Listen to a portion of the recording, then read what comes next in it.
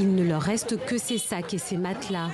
Après une marche pénible, la peur au ventre, ces familles sont arrivées à Boulengo, à 15 km au nord-ouest de Goma.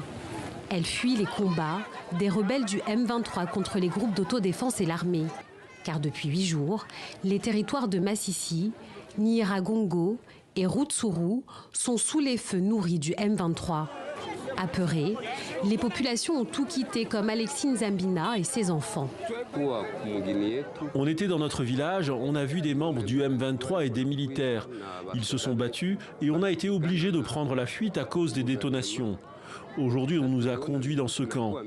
Depuis hier, on n'a même pas d'eau ni de nourriture. On ne sait pas comment survivre. Vous voyez comment je m'exprime en tremblotant. Plus de 10 000 personnes sont arrivées dans ce camp selon l'Organisation internationale pour les migrations. Mais difficile de prendre en charge toutes ces victimes des affrontements.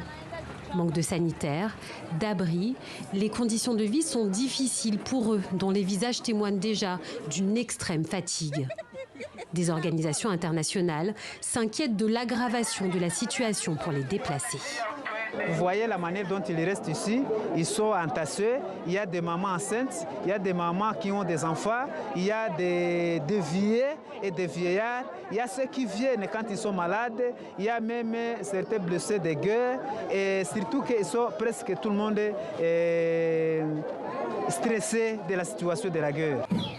Loin du camp, les affrontements se sont intensifiés ce jeudi dans la région de Kilolirwe, à près de 30 km de Goma.